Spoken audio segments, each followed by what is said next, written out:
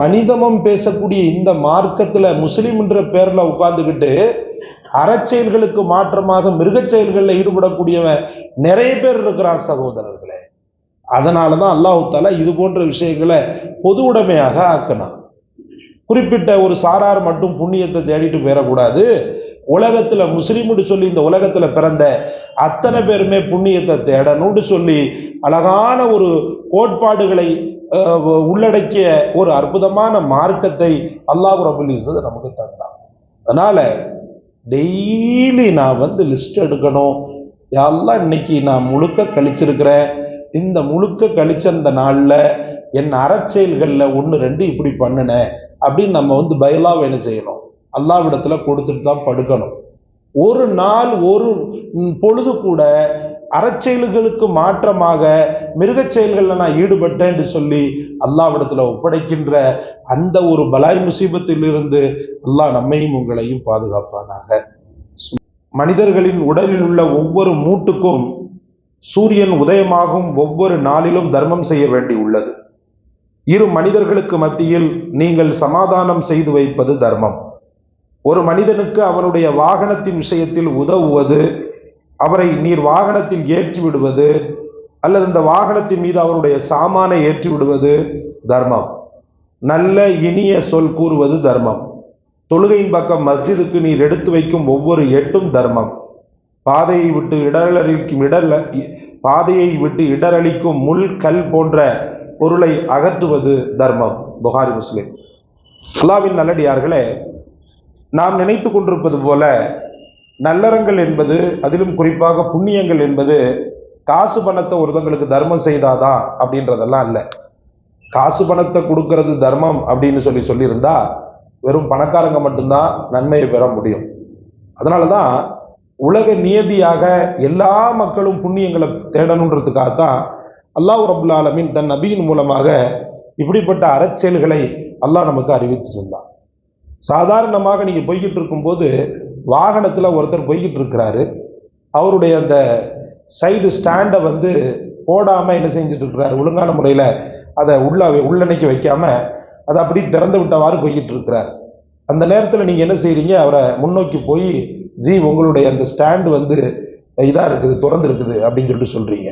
இதுவும் தர்மம் தான். தர்மத்துல உச்சம்னு சொல்லுவேன் நான்.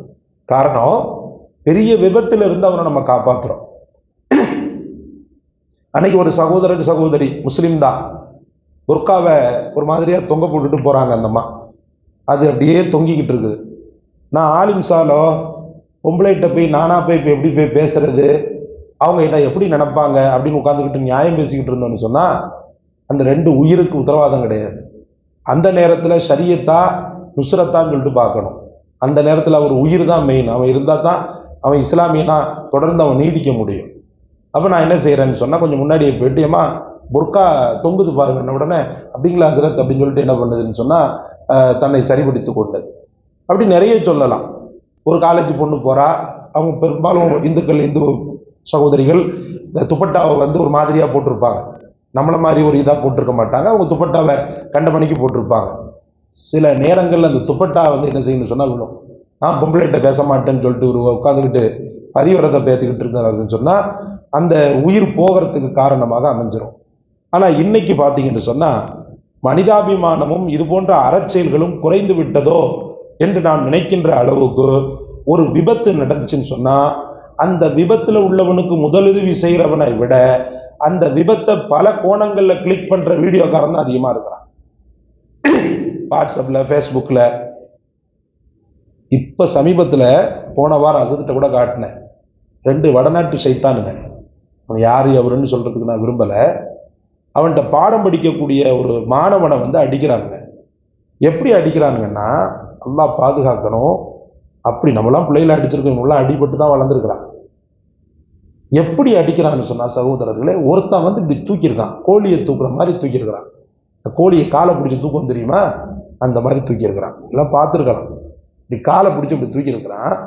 அதுல ஒருத்தன் அடிக்கிறான் பாருங்க. உண்மையிலேயே சொல்லுவாங்க இந்த பேய் பிடிச்சிருச்சுன்னு சொல்லிட்டு, அந்த பேய் பிடிச்சவன் எப்படி ஆக்டிவிட்டியா இருப்பானோ, ஆக்டிவ் பண்ணுவானோ, ஒரு இது பண்ணுவானோ, அந்த பேய் பிடிச்சவனை மாதிரி அடிக்கிறான் சகோதரர்களே. சொல்லுவான் அல்லாஹ் தஆலா, ஷைத்தான் அவங்க மேல தடவிட்டு போயிட்டான் அப்படின்னு சொல்லிட்டு ஒரு ஆயத்து ஒன்று வரும். பேய் பிடித்தவன மாதிரி அடி, அதாவது மனிதத்தன்மையுடைய அடி அல்ல. மனிதத்தன்மையுடைய அடி கொஞ்சம் கொஞ்சம் நிற்கும். அப்படி அடிச்சுட்டு என்னடா அந்த மாதிரி பண்ண, எப்படிடா நீ பண்ணுவ அப்படின்னு சொல்லிட்டு திருப்பி அடிக்கும். முரட்டுத்தனமா நிறைய பேர் அடிச்சு நம்ம பார்த்துருக்குறோம். நான் அப்படி ஒரு அடிய அசத்து கூட சொன்னாப்புல, என் வாழ்க்கையில யாருமே அடிச்சு பார்த்ததில்லை. அவன் இவன் பிடிச்சிருக்கிறான், இந்த மிருகம் வந்து இப்படி தூக்கி பிடிச்சிருக்குது, அந்த மிருகம் அடிக்குது, அடினா அடி அடி அடிச்சுக்கிட்டே இருக்கிறான் சகோதரர்களே.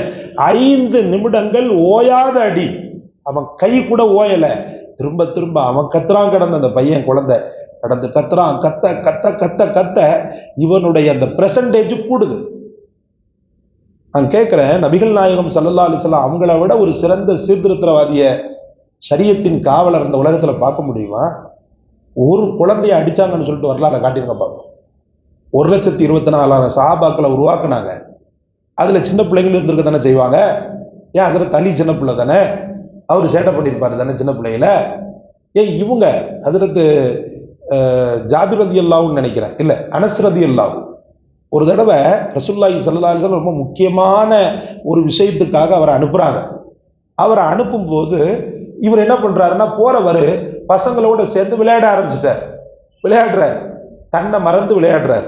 அப்ப நபிகள் நாயகம் ஸல்லல்லாஹு அலைஹி வஸல்லம் அவர்கள் வந்து போனவனை காணமே அப்படின்னு சொல்லிட்டு என்ன செய்யறாங்கண்டா வந்து பாக்குறாங்க, விளையாடுறாரு. ரசூலுல்லாஹ் பார்த்துட்டார். இவர் நினைச்சாராம், புகாரில தான் வரும்னு நினைக்கிறேன், அவ்வளவுதான் முடிஞ்சது, நம்ம முதுக ரசூலுல்லாஹ் பதம் பார்த்துருவாங்க, நம்மளை எதையாவது ஒண்ணு பண்ணிடுவாங்கன்னு பயந்து போய் இருக்கும்போது பக்கத்துல வந்து, என்னப்பா நீ இப்படி பண்ணிட்ட, நான் உன்னை எதிர்பார்த்துக்கிட்டே இருந்தேனே, சரி சரி விளையாடு விளையாடு அப்படின்னு சொல்லிட்டு போனாங்க. அப்ப மனிதமும் பேசக்கூடிய இந்த மார்க்கத்துல முஸ்லிம் என்ற பேர்ல உட்கார்ந்துக்கிட்டு அறச்செயல்களுக்கு மாற்றமாக மிருகச் செயல்களில் ஈடுபடக்கூடியவன் நிறைய பேர் இருக்கிறான் சகோதரர்களே. அதனாலதான் அல்லாஹ் தஆலா இது போன்ற விஷயங்களை பொது உடைமையாக ஆக்கினான். குறிப்பிட்ட ஒரு சாரார் மட்டும் புண்ணியத்தை தேடிட்டு போயிடக்கூடாது. உலகத்துல முஸ்லீம்னு சொல்லி இந்த உலகத்துல பிறந்த அத்தனை பேருமே புண்ணியத்தை தேடணும்னு சொல்லி அழகான ஒரு கோட்பாடுகளை உள்ளடக்கிய ஒரு அற்புதமான மார்க்கத்தை அல்லாஹ் ரப்பல் இஸ்ஸத் நமக்கு தந்தான். அதனால டெய்லி நான் வந்து லிஸ்ட் எடுக்கணும், யாரெல்லாம் இன்னைக்கு நான் முழுக்க கழிச்சிருக்கிறேன், இந்த முழுக்க கழிச்ச இந்த நாள்ல என் அறச்செயல்கள்ல 1, 2 இப்படி பண்ணினேன் அப்படின்னு நம்ம வந்து பயலாவை என்ன செய்யணும், அல்லாஹ்விடத்துல கொடுத்துட்டு தான் படுக்கணும்.